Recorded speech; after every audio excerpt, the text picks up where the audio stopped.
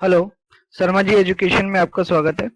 ये हमारा YouTube channel है जहाँ पर हम आपको अलग तरीके की एजुकेशन, हर फील्ड से जुड़ी हुई एजुकेशन जानकारी आप तक पहुँचाते हैं। आप हमारे वीडियो लिंक को सब्सक्राइब कीजिए ताकि आपको नए से नए वीडियो जो हम अपलोड करेंगे वो आप तक पहुँच सके।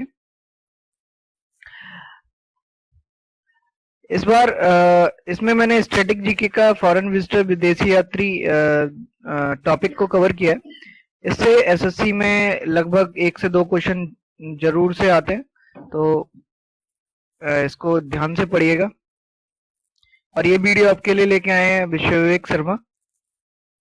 तो स्टार्ट करते हैं। पहला जो हमारा विदेशी यात्री है वो है प्लिनी। ये 1st सेंचुरी में भारत आया था। इसने भारत में आकर यहाँ की पेड़ पौधों के बारे में एक बुक लिखी है जिसका नाम है नेचुरल हिस्ट्री। सबसे इम्पोर्टेंट है ये मेगास्थनीज। इसके बारे में कई बार सवाल क्वेश्चन आया है।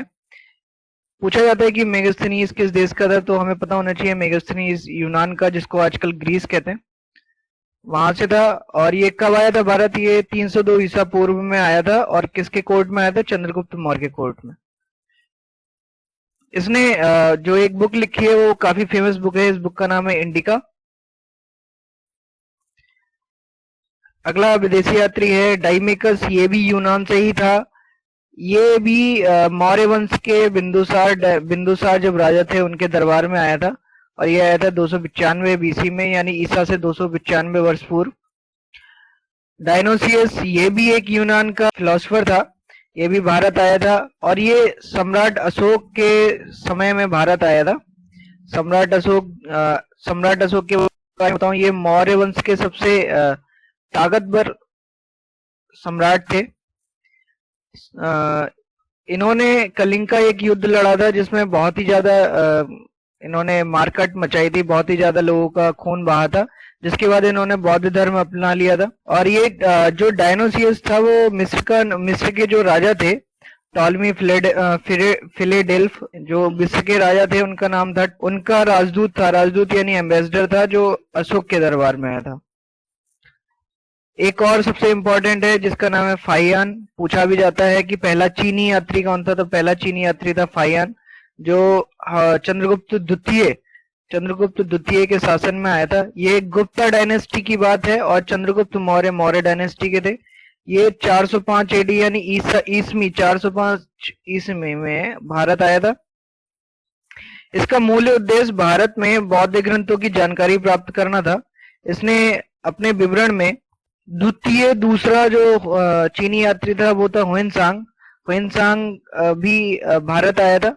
ये था फाइयान के बाद भारत आया था और ये आया था 630 ईस्वी में भारत आया था। उस समय जो भारत में शासन था वो हर्षवर्धन थे। राजा हर्षवर्धन के बारे में कहा जाता है कि काफी दानी स्वभाव के थे। एक बार इन्होंने प्रयाग में गंगा के तट पे अपने सब कुछ दान कर दिया था, अपने वस्त्र भी दान कर दिए थे। कुछ बातें और हुएनसांग के बारे में कर लेते हैं। हुएनसांग जो था 6 वर्षों तक नालंदा विश्वविद्यालय में रहा। नालंदा और तक्षशिला उस समय प्राचीन भारत के 2 विश्वविद्यालय थे जहां पर शिक्षा की काफी अच्छी व्यवस्था थी। और जिससे पता चलता है कि भारत में शिक्षा बहुत ही पहले से विकसित थी। तो 2 विश्वविद्यालय, नालंदा और तक्षशिला। ये नालंदा में हुएनसांग 6 वर्ष नालंदा में रहा लगभग, और इसने भी बौद्ध धर्म के ग्रंथों के ऊपर रिसर्च की है। और इसके बारे में कहा जाता है कि इसने हर्षवर्धन के काल में समाज, धर्म और उसकी राजनीति का उल्लेख किया है। इसने अपने भ्रमण वृत्तांत को, जो इसने अपने घूमने का भारत में जो उसने डिस्क्रिप्शन दिया है, वो एक बुक में दिया है। उसका नाम है सिरुकी नामक जो इसकी भ्रमण वृत्तांत की पुस्तक है उसका नाम है सिरुकी। अलबरूनी के बारे में पूछा जाता है, तो अलबरूनी जो था वो एक घुमत्तू, जिसको हम बोल सकते हैं घूमने वाला इंसान था। ये घूमने वाली जो जनजाति होती है, जिनको खाना बदोश कहते हैं, उनसे ये ताल्लुक रखता था। ये असलियत में उज्बेकिस्तान का था, लेकिन 1017 ईस्वी में ये महमूद गजनी के साथ, महमूद गजनी के, जिसको हिंदी में गजनवी कहते हैं, महमूद गजनी के साथ ये भारत आया था। इसने 2 किताबें लिखी हैं, तहकीक ए हिंद और किताबुल ए हिंद। इसी किताब का नाम ही किताबुल हिंद है। इस पुस्तक में जो है वो हिंदुओं के इतिहास के बारे में जानकारी मिलती है, हिंदुओं का त्योहार, उनका रहना सहना, उनका रीति रिवाज, इनके बारे में जानकारी मिलती है किताबुल हिंद। इसी किताब को तहकीक ए हिंद भी कहते हैं। मार्को पोलो एक बहुत ही फेमस विदेशी यात्री है, जिसके बारे में पूछा जरूर जाता है कई बार। इससे सवाल आया है एसएससी में, एसएससी के सीएचएसएल में भी और सीजीएल में भी पूछा जाता है कि मार्को पोलो किस देश से था। तो मार्को पोलो इटली का था, मार्को पोलो इटली का था। और ये किसके समय में आया था? तो ये साउथ में हमारा एक डायनेस्टी थी, पांड्या डायनेस्टी, उसके दरबार में ये आया था। इब्ने बतूता, ये तो बहुत ही फेमस है, इसका एक गाना भी है इब्ने बतूता, अगर आपने सुना हो, मिक्का सिंह का इब्ने बतूता बगल में जूता। तो ये भी एक खानाबदोश टाइप का, खानाबदोश जनजाति का इंसान था। ये भी घुमत्तू था, इसको विदेश भ्रमण करने का बड़ा शौक था। तो जब ये भारत आया था, ये बेसिकली अफ्रीका से बिलोंग करता था, मोरक्को से। ये कहाँ? मोरक्को से बिलोंग करता था। और ये मोहम्मद तुगलक के समय में भारत आया था, मोहम्मद तुगलक के समय में भारत आया था। यानी ये तुगलक डायनेस्टी जो थी, उसके जो राजा थे मोहम्मद तुगलक, उनके दरबार में ये भारत आया था। इसने भारत में रह के रहेला नामक एक पुस्तक की रचना की थी, रहेला नामक पुस्तक। और इस पुस्तक में फिरोज शाह तुगलक के शासन की जो तरीका था उनका, और उनके न्याय करने का तरीका, उनके कला संस्कृति प्रेम का तरीका जो भी था, वो इस पुस्तक में हमें विस्तार से इब्ने बतूता ने लिखा है। और इसके बारे में एक और बात कही जाती है कि जब इब्ने बतूता भारत आया था तो मोहम्मद तुगलक ने उसे अपना प्रधान काजी भी नियुक्त कर दिया था।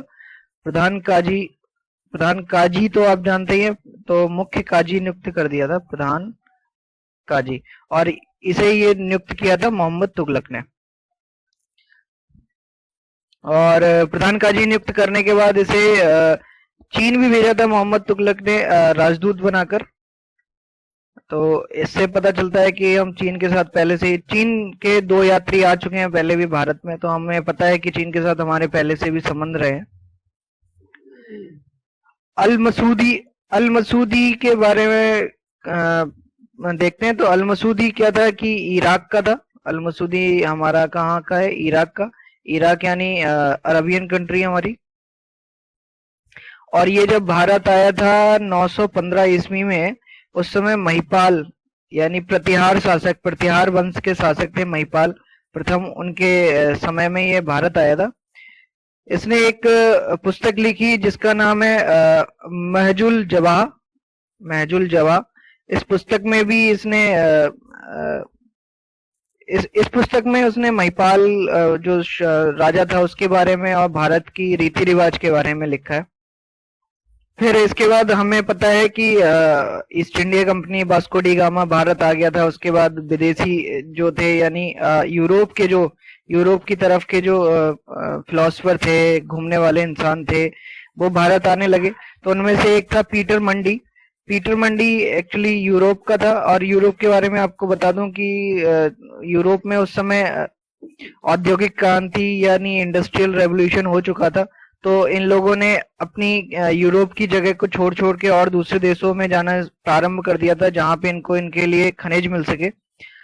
और ये जो पीटर मंडी था, ये जहांगीर की कोर्ट में आया था। जहांगीर, अब जहांगीर के बारे में हमें पता होना चाहिए। जहांगीर जो था मुगल डायनेस्टी का था, मुगल वंश का शासक था। जहांगीर के बारे में कहा जाता है, अगर आपको याद हो तो अकबर के बेटे का नाम था सलीम, तो सलीम का ही दूसरा नाम था जहांगीर। तो सलीम का नाम था जहांगीर, अकबर के बाद ये राजा बना था। तो ये हमारा जो पीटर मंडी था, ये 1609 ईस्वी में भारत आया। उसके बाद पुर्तगाली, क्योंकि वहां भी इंडस्ट्रियल रेवोल्यूशन हो चुका था, तो पुर्तगाल के लोग भी दूसरे देशों में जाने लगे थे। तो बारबोसा बाराबोसा के बारे में पूछा जाता है। तो अगर आपने वो एक मूवी देखी हो पायरेट्स ऑफ द कैरिबियन, तो उसमें भी कैप्टन बाराबोसा होता है, तो वो वाला नहीं है एक्चुअली, ये दूसरा है। ये आपको अगर याद है, अगर आपको थोड़ी सी हिस्ट्री की जानकारी है, तो एक विजयनगर में शासन था हरिहर बुक्क राय का, और उसी डायनेस्टी में थे कृष्णदेव राय। तो कृष्णदेव राय के टाइम पे ये बाराबोसा आया था भारत 1500 ईस्वी में। और ये दक्षिण भारत की बात कर रहे हैं हम, दक्षिण भारत में ही आया था, तो दक्षिण भारत की बात है। इसके बाद निकोला मैनुकी जो था वो इटली से है, और ये मुगल डायनेस्टी जो थी औरंगजेब का जो कोर्ट था, ये भी मुगल शासक थे और बहुत ही क्रूर माना जाता है इनको, मुगल शासक। तो औरंगजेब ने, अगर आपको याद है तो दिल्ली में एक शीशगंज गुरुद्वारा है, तो उस गुरुद्वारे के बारे में कहा जाता है कि जो हमारे सिखों के नवे गुरु थे, गुरु तेग बहादुर, गुरु गोविंद सिंह के पिताजी थे, उनका सर कलम करवा दिया गया था शीशगंज में, दिल्ली में जो जगह है जहाँ पे आज गुरुद्वारा है। तो ये काफी क्रूर शासक माना जाता है, और इसने बहुत ही धर्म परिवर्तन कराने के लिए काफी मतलब शक्ति का प्रयोग किया था। इस निकोला मैनुकी ने एक बुक लिखी है जिसको हम कहते हैं स्टोरिया डो मोगोर, और हिंदी में बोलते हैं स्टोरियो डी मोगोर। इसका मतलब ये होता है कि मुगोर मतलब ये मुगल के बारे में कहना चाह रहा था, मुगल शासन के बारे में इसने ये जो कहानी लिखी है, और उसने इसका पूरा नाम दिया है स्टोरियो डो मोगोर। जिन बैप्टिस्ट टावरनियर ये फ्रांस से आया है। तो एक बार क्वेश्चन आया था कि इनमें से कौन सा व्यक्ति है जो फ्रांस से बिलोंग करता है और इसने भारत का भ्रमण किया था मुगल डायनेस्टी के टाइम पे, मुगल शासन के टाइम पे। तो सवाल ये था कि मुगल शासन काल में इनमें से कौन भारत भ्रमण पे आया था फ्रांस से। तो हमें याद होना चाहिए कि जीन बैप्टिस्ट टावरनियर जो था फ्रांस से था, और ये मुगल डायनेस्टी के टाइम पे भारत आया था। और उस समय कौन था राजा? शाहजहां के बारे में अगर आपको याद है तो शाहजहां ने हमारा ताजमहल बनवाया है, और शाहजहां के ही समय में जो आगरा था, आगरा मुगल डायनेस्टी की कैपिटल थी। विलियम हॉकिंस जो था ईस्ट इंडिया कंपनी का एक मुलाजिम था, जो जहांगीर के कोर्ट में आया था अपने व्यापार की इजाजत लेने के लिए, व्यापार करने की इजाजत लेने के लिए। तो यहाँ से हमें पता चलता है कि अगर ये जहांगीर की कोर्ट में व्यापार की इजाजत लेने के लिए आया था, तो ये कहाँ से बिलोंग करता है? इंग्लैंड से। और इसको जहांगीर ने इंग्लिश खान की भी उपाधि दी थी, इंग्लिश खान का एक टाइटल दिया था। तो ये बहुत ही इंपॉर्टेंट है। सवाल जो आता है, क्वेश्चन ये आता है कि निम्न में से या दिए गए ऑप्शन में से किसको इंग्लिश खान कहा जाता है? तो विलियम हॉकिंस को इंग्लिश खान कहा जाता है। अगले थे सर टॉमस रो। ये भी बंगाल में कर लेने की इजाजत लेने के लिए आए थे कि हम वहां पे व्यापार करना चाहते हैं और हम कर ना दें, और इससे लोगों को रोजगार भी मिलेगा। तो जहांगीर ने खुश होके इजाजत दे दी थी कि हाँ ठीक है, आपको वहां पे टैक्स देने की कोई जरूरत नहीं है। तो ये भी ईस्ट इंडिया कंपनी से था, इंग्लैंड से। इसी वजह से जब जहांगीर ने इजाजत दे दी, उसके बाद से वहां के जो बंगाल के नवाब थे वो बड़े दुखी हो गए थे। सिराजुद्दौला जब कर नहीं देते थे अंग्रेज, और व्यापार भी करते थे, तो फिर सिराजुद्दौला इनके खिलाफ हो गया था। अगला है बर्नियर फ्रांस से बिलोंग करता है, और ये 1556 ईस्वी में भारत आया था। ये भी मुगल एम्पायर के टाइम पे भारत में आया था, और अकबर से पहले के समय में ये भारत आया। इसने जो बुक लिखी है वो लिखी है the travels in the Mughal empire, तो इसमें इम्पोर्टेंट तो केवल इसकी बुक है, और ये पूछा जाएगा कि किसके टाइम पे आया था, तो मुगल डायनेस्टी के टाइम पे ये भारत आया था।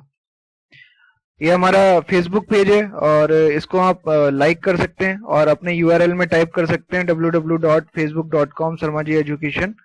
तो आपको सीधे फेसबुक पेज का लिंक मिल जाएगा, वहां पे जाके आप लाइक कर सकते हैं। और अगर आपको कोई भी क्वेरी है तो sarmaji@gmail.com पे हमको लिख सकते हैं।